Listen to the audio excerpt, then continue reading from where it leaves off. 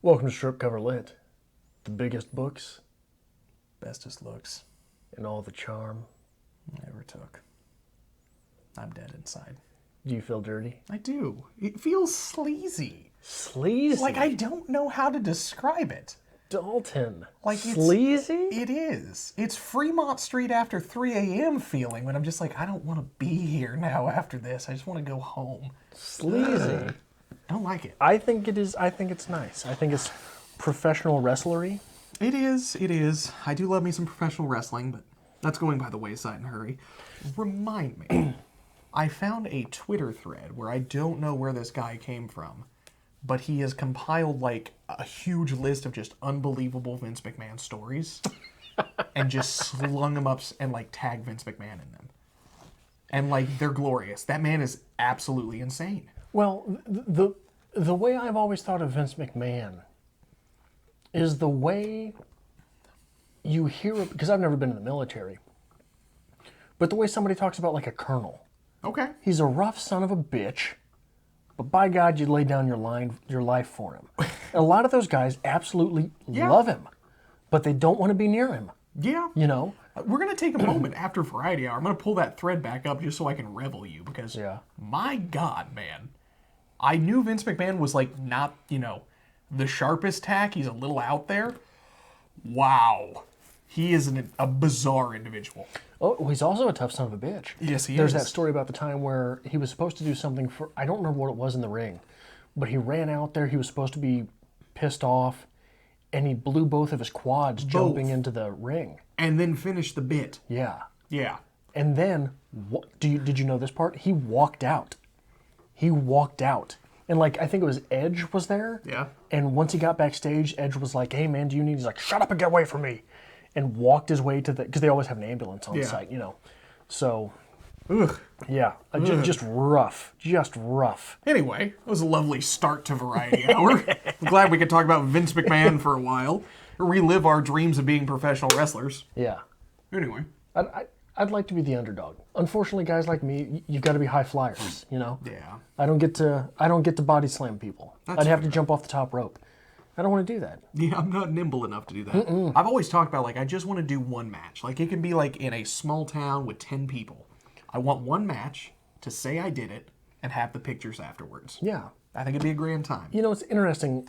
About once a month, we have a pro wrestling we do. Aside. Like, I don't even really watch wrestling anymore I watched a little bit of the previous WrestleMania because I was over at my sister and brother-in-law's and they were watching it. It was disappointing. Yeah, I saw some of it.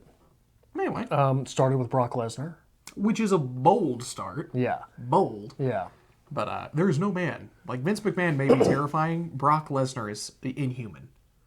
That man horrifies me. Yeah, he's toxically masculine, I think is the term that the kids use. He is terrifying, but he has such a terrible squeaky voice that they don't let him talk. And I think that's delightful. I'm like, this big behemoth of a man who lives in the wilds of the Canadian North. Yeah. With his wife, who was basically the 90s icon of wrestling. Who's his wife? Sable. Sable's his wife? Yeah, he grew up and said, you know what, I'm going to marry that girl because I used to watch her when I wanted to be a wrestler. Yeah, because I think I think she walked him to the ring for his first UFC match. Yeah. And I remember seeing that, like, what is she doing That's there? his wife. I didn't know that. So he moves up to the Canadian tundra, marries Sable, doesn't do any kind of publicity, doesn't do any interviews, he just hunts things. Yeah. He kills things for pleasure. And he farms. I assume with no gun, he just goes out and, like, attacks bears. Tackles bears and chews at the throat for a little while. It's horrific. Absolutely horrific. Yeah. That's all I got. Anyway, segue me out of this wrestling hole that I'm in. I don't know. I don't know that we should. You going a little deeper down this rabbit hole? No. We should absolutely segue. That's fair. Been doing some soul searching. Okay. I realized a little bit that I needed to change my ways a little bit before the Maya incident, right? Okay. And then Maya passed, and it's just one of those things where I realized, if that were me, all of my dreams die with me. Okay. I don't have anything out there right now. I don't have any of my writing out there. I've got the channel, but the channel is only a fourth of my interests, you know? Like, reading is a huge part of my life, but I've so many other things I want to do. And I got a real big gut punch at work when one of the other managers let it slip that the boss lady at the store warns people about me. Yeah? I am warned about. I come with a warning label. Yeah?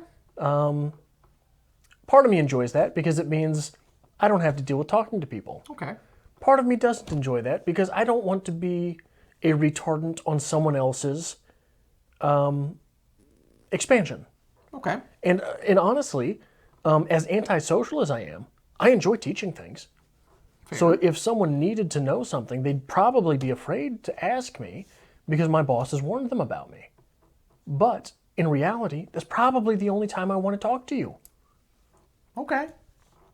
And it sort of came to a head. So we close the bathrooms at 9. Bathrooms are closed at 9 p.m. I will make exceptions for children, the elderly, and pregnant ladies. Okay. If those people are in there and need to use the restroom, I'll open the restroom for them. Last December-ish, there was a pregnant woman in there, just utterly distraught that she couldn't use the restroom. So I let her in, right? Yeah. No problem. She didn't have to be distraught. She was pregnant. I was going to let her in anyway. So I was trying to go on my break. And I had to buy food for my break because just been busy, haven't gone to the store, right? Happens. She was in line in front of me. And I'm sitting there and she's talking to the cashier that's on duty. I'm not having it, man. Because it's a 5-minute conversation at this point, and I'm hungry. And I'm already mad. I've got to spend $8 on 2 ounces of food because I'm buying it in public. You know what I mean? And so she turns around to me and she says, she was showing the cashier pictures of her baby. Okay. And she said to me, "Do you remember December you let me in the bathroom?" No, I don't remember that. Of course I remember that. I don't want to have the conversation and I don't want to see pictures of your baby. So I said no. That's not a good person thing to do. It's not. That's not an antisocial person thing to do. That's a bad person thing to do. I'm a bad person, Dalton. Okay. I'm not a good person. So are we, Adrian Ford is reinventing himself? You know, no, I'm not. But I need to be a little bit better. I've realized all these problems that I have, and I don't like them. But you know what? I'm not going to do a goddamn thing about it. I don't think I am. I'm actualized. I know it's a problem, and I'm just choosing to not address it. Yeah, I think I'm Adrian in his final form. You think so? I don't think there's any changing, man.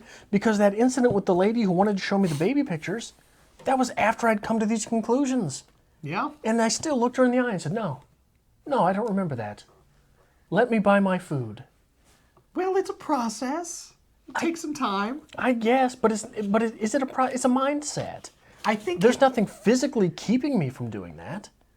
Granted, I understand you enjoy your peace and your solitude. Yeah, lady, let me see your ugly baby. Come on. We'll talk about it for 3-4 minutes, and then I'll go eat some stuff. Granted, I understand you don't really care for large crowds or social interactions, but I think it would do you some good.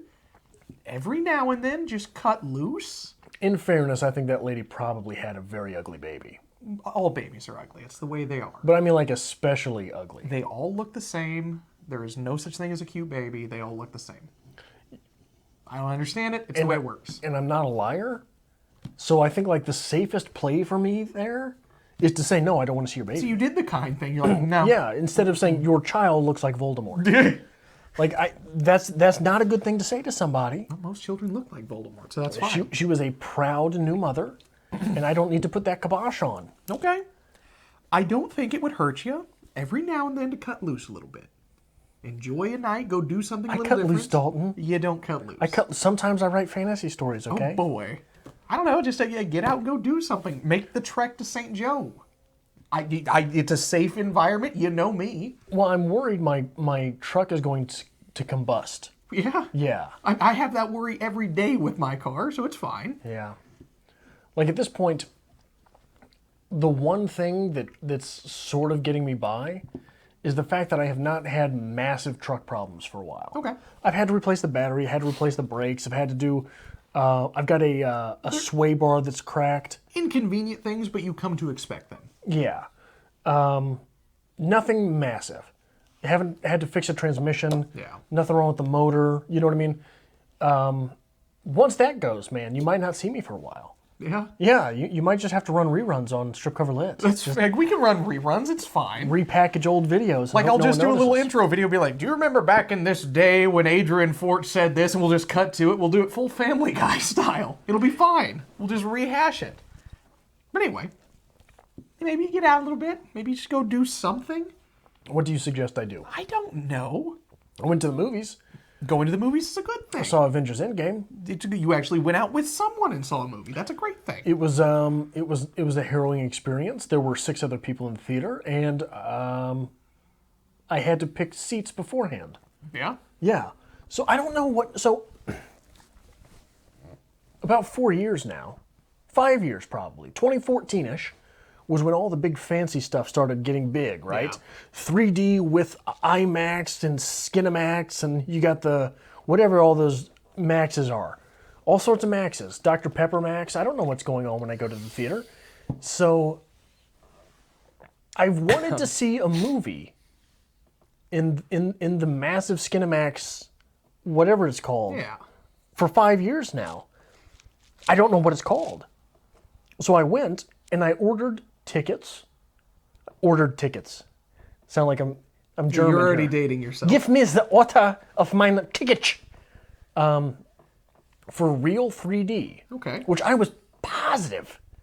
That was the one? And I even had to pick the seats. You know, you've got a diagram there that you've got to pick seats off of. I was positive. Wasn't it? This was, no. Just a regular 3D movie. You're not the only one in this then. Because there is some new kind of newfangled theater experience. Theater. Where they put you in the huge comfortable seat. It's not only the IMAX screen, but it even kind of wraps around a little bit. So it's like the full immersive experience. I don't even know what that is. The seat itself like moves with the movie. So like if you're in like, I don't know, like a Fast and the Furious, if you're taking a turn, the seat will kind of adjust. So you get like a feel for the movie. That sounds awful. And it also has like experiences. Like if it's hot out, the seat will warm up. If it's cold, the seat will turn cold. So you're like experiencing the movie through sensation. That sounds awful. I want to go to it. And like the tickets are only like $5 more than a normal movie ticket. I want to give it a try. But I have no idea what it's called or where to find it. But I know there are multiple theaters in the Kansas City area that do that. Really? Yep. Yeah, I have no idea what any of this stuff is. I'll tell you what I did do. What'd you do? I dropped $15 on a goddamn pretzel. Yeah.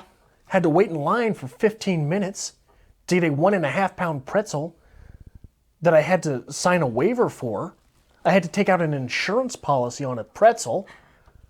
Movie theater snacks are, I don't know, like... Outrageous. Somebody sat down at one point and said, you know what? They're going to pay for it anyway. You know Let's what? raise the prices. We got them in the building. And then they just kept doing it and doing it. So Josh and Megan used to work at a movie theater back in the day.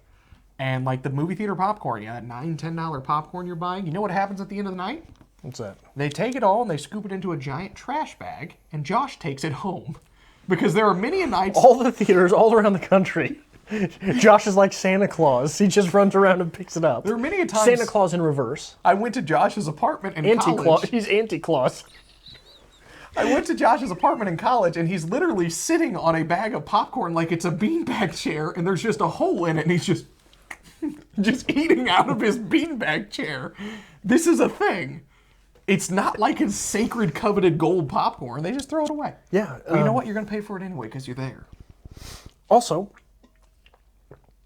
the big, at AMC apparently, the big buckets, you get free refills on. Yeah. I only know this because some son of a bitch was able to cut us in line to get a free refill. Really?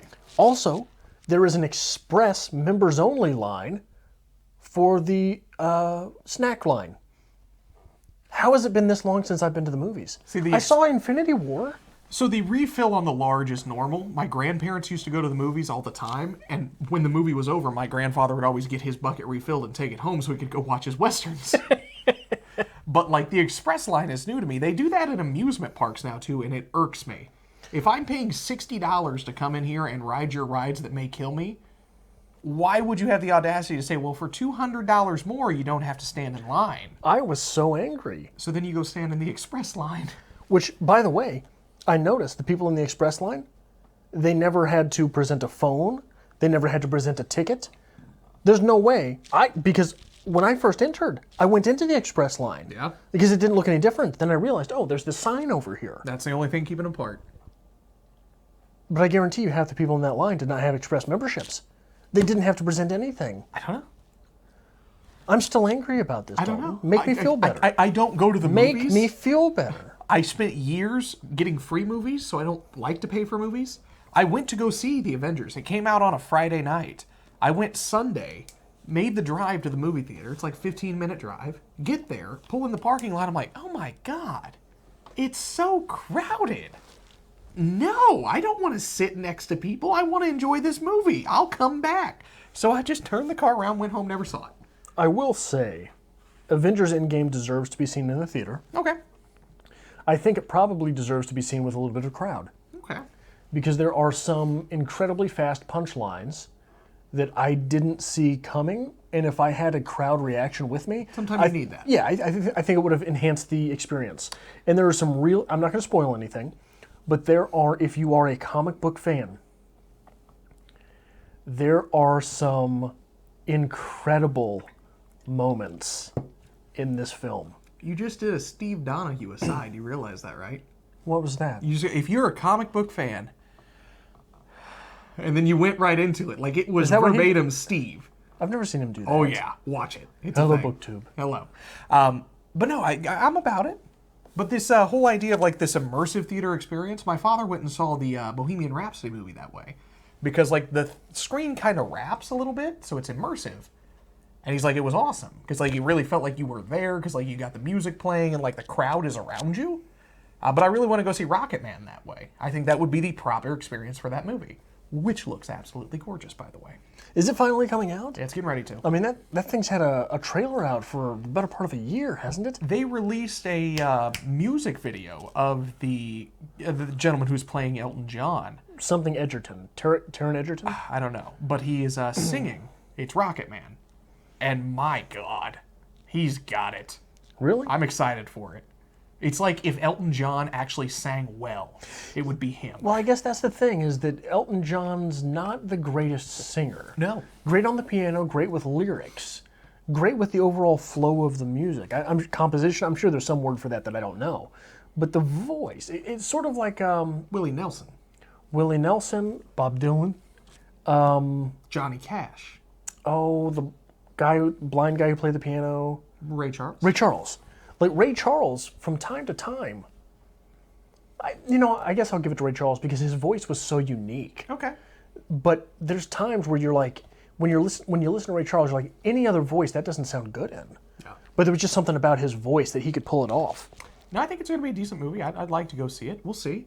I don't know. I always say I'm going to go see this movie and I get excited for it, and then I pull into the theater. I'm like, nope, crowded today. I used to do that all the time with just regular stuff. Yeah. Yeah. I do it with work all the time. I just drive to work like, nope, awfully crowded. No, I'd go to, you know what, I want to go to the Hobby Lobby today, Yeah. pick something up, and I'd go there and I'd sit in the parking lot, and I'd just talk myself out of it. Yeah. Don't want to go in here. I went to the Hobby Lobby today. Did you? Yeah, I got some wooden beads for my hair. Are you excited about that? You didn't even notice. I've been here for 5 hours. I noticed all. Okay. Sometimes I'm afraid to bring those things up. Why? Because I don't want to sound condescending, even though I am. That's fair. No, I went to the Hobby Lobby and like I was just gonna look, because like I don't know what size fits on a dread. They don't have a section of dread beads, so I'm like, I'm just gonna take a glance. I found these. I'm like, these are $1.50. We'll give it a shot. If they're not the right size, it's $1.50. Yeah, they were on sale, so I had to swipe my credit card for 80 cents. That makes you feel good about yourself. I didn't have any cash on me. Well, a person who looks like you and is buying beads to put in their hair, I don't imagine better financial decisions are afoot. But these are 80 cents. Swipe away. Absolutely. I'll take 3. two. I can't believe we just went to Yeah, the same place. that took me aback for a second. I'm horrified at this now. But no, that was a thing. And but beyond that, I hate Hobby Lobby. I love crafty stuff. I like making things. I despise Hobby Lobby. Because I go in there and I see all this very generic stuff that costs way too much. I just feel like I've walked into an old person's home. Yeah. Alexis, artist friend of the channel, Yeah. refuses to shop at Hobby Lobby because they won't pay for birth control on their insurance plans. So she only shops at Michael's. Yeah. So off principle, good for her. Nothing wrong with that. Yeah. Josh worked at Hobby Lobby for a hot minute. How did that happen? He was the guy who framed things. So you brought in a painting, he would build the frame for you. Made great money. And as with every job he's ever had, they're like, if you're late again, we're going to fire you. And he was late again. So that went by the wayside. I understand they pay. They pay really well. Wonderfully. But it's a shitty policy they have, honestly. Yeah. So I get it. It is costing them business. It is. You know? It is. Were you going somewhere? No, I don't think so. But Okay. but it is sort of interesting to see that is a business decision they've made. Yeah, it is. Vicariously through their moral standing, because many of the people who are artistic types are also liberal types. So they are the type who will stop shopping at your place because of that. This is a liberal value, Where was it going? I don't know. So when you go into a Hobby Lobby versus a Michael's, you can notice immediately, A, that Hobby Lobbies are going out of business, but B, Hobby Lobby's a lot more crafty Okay. versus Michael's, which is more artistic. Okay. Michael's has a lot more of the paint stuff, a lot more of the pencil stuff, a lot more of the marker stuff. Hobby Lobby has a lot more of the, well, you're going to set this on your porch for fall. There's a lot of that. And I've never understood. Okay, so let me go on my tangent here. I like having a nice yard. I realized very recently I can no longer mow that yard because apparently I'm highly allergic to poison ivy. Yeah, my legs are currently like the color of this Joseph Heller book. It's not pretty, but I like a nice yard. And I'm cool with having all the weird things in the yard. That's very me. The garden gnome, all the little bird houses, the bird feeders. I'm about it. I cannot go to Hobby Lobby and buy something and stick it in my yard. It drives me insane. I'd much rather go to someone who is making something and take it home with me and be like, all right, this is cool. I like this. I'll keep it. Hobby Lobby just feels generic and bland to me. Yeah. And I don't like it. I don't know how to explain that better. No, you're absolutely correct. I mean, it's cut and paste is what it is. It is cookie cutter crafts. It is. You can be unique and an individual, just like everyone else, by doing these same crafts. Yeah. It's like there was an old Far Side comic where there was a sign posted at the school that said, coming Monday, we're going to have uniform requirements. Yeah. And it was all these kids dressed in black jackets. Every single one of them had a black leather jacket, a mohawk, and a collar. And they were complaining about having their individuality stripped. Yeah. So... There's a statuary, which is not a word you get to use often. Yeah. On 22nd and Mitchell in St. Joseph. You know what I'm talking about? It's called Twilight Gardens. Yeah, you used to talk about it a lot, actually. I love that store simply because the guy is just amazing. It's just his thing. It's what he likes to do, and he's turned it into a business. It's run out of his home. The garden that you go through to buy your statues is his front yard. But he's like super, super just poignant when it comes to putting up the signs, because he has the big billboard out in front. And when we had the eclipse a few years back, St. Joe was the place to see the eclipse. We had people coming in nationally to see this eclipse. Internationally. Internationally. It was massive. This guy puts up a sign that lasts one day because the city made him take it down that said, "Welcome to St. Joseph, Missouri. Please excuse our meth." Which is brilliant. Yeah, that's pretty brilliant. So I said that day, then and there, I'm like, when I have extra money, I will buy something from this man. He does good work. That's hilarious. So we went out. I've got like a 3-foot tall gargoyle in my yard now from that statuary. Super cheap. Supporting local artists. Better than Hobby Lobby. Yeah. There went our Hobby Lobby sponsorship. Yeah. Oh well. I don't want a Hobby Lobby sponsorship. That's fair. I used to date a girl who worked at Michael's. Yeah. Because Michael's used to not send ad tags. They had to be written in store. And she had the most beautiful penmanship. Yeah. So that was her job, was to write the ad tags for Michael's. Okay. I want that job. I imagine that's pretty easy going. Well, okay, so full circle. Back to Brock Lesnar. Brock Lesnar, you said he was a wrestling fan. Yes. Not really. He was recruited by Vince McMahon. Okay. He was a big, nasty son of a bitch. Fair and statement. Vince McMahon got wind of him and said, I want that one. So he didn't even want to do it. And that's why he's left the WWE how many times? He left to play professional football. Did you know that? He did. He left to do the UFC. He did. Didn't he have a brief stint where he was trying to get into acting where he left or something? He does a lot of weird things. And, like, I've always come to the conclusion that, first and foremost, he gets paid a lot of money. Because he is him. He gets paid a lot of money to show up once a month. That's all you have to do. And every now and then I feel like he just gets to the point, he's like, you know what, I got enough money. I'm going to take a vacation. Yeah. You going to tell him no? Neither is Vince McMahon. We'll see you when you want to come back, Brock. I'll sign the check when we see you again. Yeah, and that's the thing that's interesting, is like that girl I dated, she was recruited to Michaels for being her and having that penmanship. That's something that's very rare in this day and age, where Yeah. you have a skill, a gift, and like somebody actually actively seeks that. Everything is so cut and dry. It is. You know? It is. And that's unfortunate. I think, I mean, if you want to tie this together with literature, I think that's a big problem in the publishing industry. We want this book, produce it. Well, It's what it is. and what happens is We don't take risks. don't take risks, don't follow the artisanship, but following names. Yeah. The first time I ever remember noticing this was Russell Brand's My Bookie Book. Okay. That was the first time where I was like, I know who that guy is. He's not a writer. He just wrote a book because he can write a book and get paid for it. Yep. You know, and so we're reading something on the channel now for which this little theory of mine is going to work its way into the review. Mm-hmm. So stay tuned for that. We'll get there. But I don't think it's necessarily, it's harmful, but it's not necessarily bad. If there were a healthy ecosystem in publishing, that would just be some icing on the cake, Okay. you know? But there's not. So it isn't. That's twice now that we've done that. So why don't we end this? We're done now. Send us out, Dalton. So if you like this kind of thing, make sure you hit the subscribe button down below. Give this video a like as well. We always appreciate it. And maybe perhaps check out some of our other series. Do a lot of things here on Strip Cover Lit. Book reviews, Let's Read series, How to Read Literature Like a Professor. Poetry Soon stuff. to be What is Poetry? Reviews on poetries and short stories. We always appreciate your company. And if you want to help us create more great content like this here on Strip Cover Lit, there's a link as always to Patreon to be found in our description below.